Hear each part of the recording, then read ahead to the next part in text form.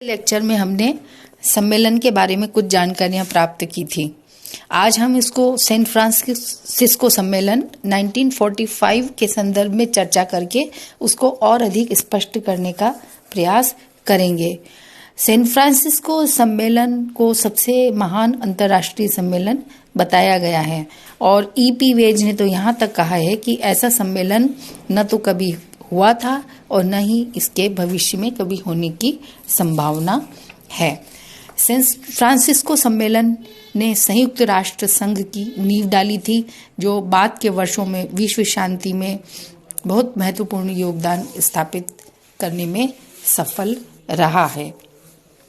5 मार्च 1945 को संयुक्त राज्य अमेरिका, रूस, ब्रिटेन और चीनी गणतंत्र की ओर से जो याल्टा सम्मेलन में निर्णय लिए गए थे, उसके अनुसार 45 राष्ट्रों को आमंत्रित किया गया। पोलैंड को आमंत्रित नहीं किया गया क्योंकि जो 4 प्रस्तावक राष्ट्र थे, वो राष्ट्र पोलैंड को मान्यता प्रदान करने के संदर्भ में सहमत नहीं थे। आमंत्रित करते समय संबंधित राष्ट्रों को सूचित भी कर दिया गया था कि जो सम्मेलन हो रहा है, उस सम्मेलन में संयुक्त राष्ट्र के निर्माण के संबंध में याल्टा सम्मेलन में जो भी निर्णय लिए गए हैं, उन पर विचार विमर्श किया जाएगा। और आमंत्रित जो भी राष्ट्र थे, उनसे ये कहा गया कि वो भी अपने विचार भेजें। सम्मेलन 25 अप्रैल 1945 को सैन फ्रांसिस्को में शुरू हुआ। सम्मेलन में 50 राष्ट्रों के प्रतिनिधि सम्मिलित हुए और इसकी बैठक 25 अप्रैल से लेकर 26 जून 1945 तक चलती रही। सम्मेलन की जो कार्यवाही और राष्ट्रों का जो राजनय है, वो इस सम्मेलन की प्रकृति को समझने में बहुत महत्वपूर्ण रहेगा। इस संबंध में डॉक्टर राम सखा गौतम ने भी अपने बहुत अच्छे विचार प्रस्तुत किए हैं। तो उन्होंने ये लिखा कि संयुक्त राष्ट्र जो चार्टर है, उसका निर्माण करने में सम्मेलनों के उद्देश्य की पूर्ति के लिए अनेक समितियों और आयोगों का गठन किया गया।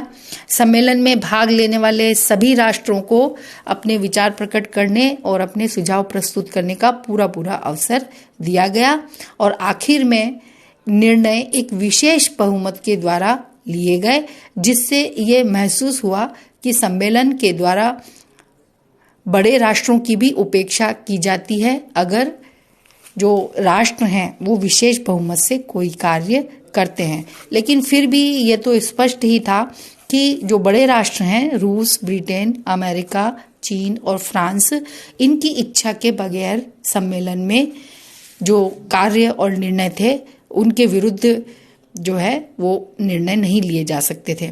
रूस और अमेरिका को वैसे ही सैन फ्रांसिस्को सम्मेलन में बहुत स्थान प्राप्त हो गया था, क्योंकि द्वितीय विश्व युद्ध में इन्होंने महत्वपूर्ण भूमिका निभाई थी। इस सम्मेलन में बहुत सारी कठिनाइयों और कठिन समस्याओं का समाधान हुआ। सुरक्षा परिषद में मतदान की पद्धति यानी वीटो पावर बहुत अधिक महत्वपूर्ण विषय बन गया था और जो छोटे राष्ट्र थे, उन्होंने इस वीटो पावर को रोकने का प्रयास किया, लेकिन वो इस प्रयास में सफल नहीं हुए।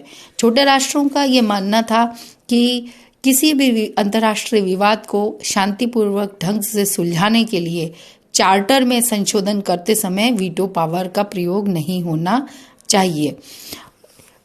और जो सोवियत रूस है, वो याल्टा मतदान पद्धति में परिवर्तन स्वीकार करने की स्थिति में नहीं था और रूस का ये कहना था कि चार्टर में संशोधन करने के लिए कठोर पद्धति ही अधिक सही रहेगी। हालांकि रूस का तो यहाँ तक भी कहना था कि किसी भी महत्वपूर्ण विषय पर विचार विमर्श करने के लिए वीटो का प्रयोग होना चाहिए, लेकिन ब्रिटेन, फ्रांस, अमेरिका और चीन ने चार्टर को इतना कठोर बनाने में अपना जो विचार है वो व्यक्त नहीं किया। और फिर उन्होंने ये भी बहुत कठिनाई से स्वीकार किया कि केवल निर्णयों पर ही निषेधाधिकार का प्रयोग किया जाए और इस प्रकार से जो अंतिम समस्या का समाधान वो संयुक्त राज्य अमेरिका के राष्ट्रपति ट्रूमैन और सोवियत संघ के राष्ट्राध्यक्ष मार्शल स्टालिन के सहयोग से ही अंतिम निर्णय निकल पाया। संयुक्त राष्ट्र संघ का जो एक अंग है वो महासभा है। महासभा की शक्तियों के संबंध में भी बहुत कठोर वाद विवाद हुआ। रूस का विचार ये था कि महासभा को विश्व की सुरक्षा से संबंधित प्रश्नों पर विचार विमर्श करने का अधिकार प्रदान नहीं किया जाना चाहिए। वो चाहता था कि इस कार्य के लिए उत्तरदायित्व सिर्फ सुरक्षा परिषद को ही सौंपा जाए। और अमेरिकी राष्ट्रपति डेविड ट्रूमैन इस विषय पर मार्शल स्टालिन के से विचार विमर्श करना चाहते थे, लेकिन ट्रूमैन के विचार से सहमत होकर रूस के विदेश मंत्री मोलोतोव ने अमेरिका के इस विचार को स्वीकार कर लिया कि महासभा को भी सुरक्षा संबंधी विषयों पर विचार करने का अधिकार प्रदान किया जाए। इसी तरह से न्यास के क्षेत्रों के प्रश्न पर भी बहुत विवाद हुए। रूस के प्रतिनिधियों का विचार था कि कुछ समय के बाद में उपनिवेशों को पूर्ण स्वतंत्रता प्रदान की जाए, लेकिन ब्रिटेन और अमेरिका उनको उन उपनिवेशों को सिर्फ स्वायत्त शासन देना चाहते थे, पूर्ण तरह स्वतंत्र करना नहीं चाहते थे। और अंत में निर्णय हुआ कि उपनिवेशों को यथाशीघ्र जल्द से जल्द पूर्ण स्वतंत्रता प्रदान कर दी जाएगी या फिर उन्हें स्वायत्त शासन प्रदान कर दिया जाएगा। और जो छोटे छोटे राष्ट्र थे वो अंतर्राष्ट्रीय न्यायालय को भी अनिवार्य क्षेत्राधिकार देने पर जोर दे रहे थे। और अमेरिका ने भी इसी प्रकार अनुकूल विचार रखा। छोटे राष्ट्र ये भी चाहते थे कि चार्टर में ऐसा संशोधन संभव हो जाए ताकि अंतर्राष्ट्रीय न्यायालय को चार्टर के निर्वाचन का अधिकार मिल सके। छोटे राष्ट्रों को हालांकि इस प्रयास में असफल होना पड़ा और क्षेत्रीय जो प्रबंध थे उनके संदर्भ में सदस्य राज्यों को व्यक्तिगत या सामूहिक रूप से आत्म सुरक्षा का अधिकार प्राप्त हो गया। सुरक्षा परिषद में बड़ी शक्तियों की जो महत्वपूर्ण स्थिति थी उससे छोटे राष्ट्र खुश नहीं थे। छोटे राष्ट्रों ने यह भी कोशिश की कि सुरक्षा परिषद की सदस्य संख्या 11 से अधिक होनी चाहिए और वे अस्थायी सदस्यों की संख्या में वृद्धि करने के पक्ष में भी थे, लेकिन बड़े राज्यों को ये सुझाव स्वीकार नहीं था और उनका ये अनुमान था या उनकी ये इच्छा थी कि उन्हें चार्टर के अंतर्गत जो विशेष अधिकार मिल चुके हैं उन्हें वो किसी भी स्थिति में छोड़ने के लिए तैयार नहीं थे।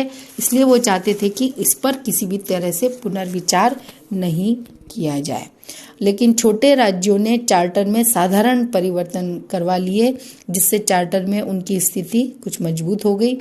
सम्मेलन में बड़े राष्ट्र छोटे राष्ट्रों की खुलकर उपेक्षा भी नहीं कर सकते थे और सभी बड़े राष्ट्रों में भी सभी प्रश्नों पर मतैक्य नहीं था और इसके कारण छोटे राज्य महासभा की शक्ति को बनाए रख सके, क्योंकि उनको ये एक तरह से आभास हो गया था कि बड़े राष्ट्रों ने सुरक्षा परिषद में निषेधाधिकार की स्थिति प्राप्त करके अपना पूर्ण अधिकार स्थापित कर लिया है। छोटे राज्यों के प्रवास से आर्थिक एवं सामाजिक परिषद को छोटे राज्यों के लिए अधिक उपयोगी बनाया जा सका। छोटे राज्यों के प्रभाव से आर्थिक और सामाजिक परिषद को छोटे राज्यों के लिए अधिक उपयोगी बनाया जा सका, जो बाद में भविष्य में भी इसने आर्थिक और सामाजिक परिषद ने अपने आप को प्रूव भी किया। छोटे राज्यों के बहुत अधिक विरोध के कारण सुरक्षा परिषद के निर्णयों को पूर्णतया बाध्यकारी भी नहीं बनाया जा सका। सुरक्षा परिषद अपने अधिकारों में निरंकुश भी नहीं हो सकी और अपने निर्णयों को बाध्यकारी बनाने वाली शर्तों को लादने की जो क्षमता थी उसमें उसको सफलता प्राप्त नहीं हुई। लेकिन फिर भी बड़े राष्ट्रों के निषेधाधिकार को छोटे राष्ट्र कम नहीं कर पाए और शांति भंग होने या अंतर्राष्ट्रीय शांति को खतरा उत्पन्न होने की स्थिति में सुरक्षा परिषद के अधिकारों के प्रयोग में सुरक्षा परिषद के विवेक के अधिकार जो है वो बने रहे। छोटे राज्यों ने चार्टर को बहुत खुशी से स्वीकार किया और उन्होंने इस बात में विश्वास रखा कि बड़े राष्ट्र छोटे राज्यों के हितों का विशेष ध्यान रखेंगे, लेकिन उन्होंने भविष्य में इस बात की कल्पना नहीं कर पाए कि बड़े राज्य संयुक्त राष्ट्र संघ का उपयोग अपने हितों की सुरक्षा के लिए करेंगे और कई बार छोटे राज्यों के हितों की उपेक्षा कर दी जाएगी। संयुक्त राष्ट्र के घोषणा पत्र यानी चार्टर को सैन फ्रांसिस्को में तैयार किया गया था और 26 जून 1945 को इस सम्मेलन में भाग लेने वाले सभी 51 राज्यों के प्रतिनिधियों ने हस्ताक्षर करके इसको स्वीकार कर लिया। चार्टर के अनुच्छेद 110 में ये कहा गया कि रूस, ब्रिटेन, फ्रांस, अमेरिका और चीनी गणराज्य और शेष राज्यों के अधिकांश राज्यों की सरकारों द्वारा स्वीकृति प्रदान करने के बाद में चार्टर को लागू माना जाएगा और ये शर्त 24 अक्टूबर 1945 तक पूर्ण हो गई और इसी तिथि को संयुक्त राष्ट्र संघ प्रादुर्भाव दिवस के रूप में स्वीकार किया गया। संयुक्त राष्ट्र संघ हालांकि राष्ट्र संघ से बहुत अधिक मात्रा में भिन्न तो नहीं था, लेकिन बहुत सारे कारणों से जो अधिकांश राष्ट्र थे वो राष्ट्र संघ का स्मरण भी नहीं करना चाहते थे। इसलिए एक नए जो संयुक्त राष्ट्र संघ की स्थापना को सभी ने अच्छा माना और संयुक्त राष्ट्र संघ की स्थापना हो सकी। ये एक विश्व संगठन के रूप में विश्व के सामने आया और इसने आगे आने वाले वर्षों में बहुत ही महत्वपूर्ण भूमिका निभाई। Keep learning, keep growing. Thank you very much.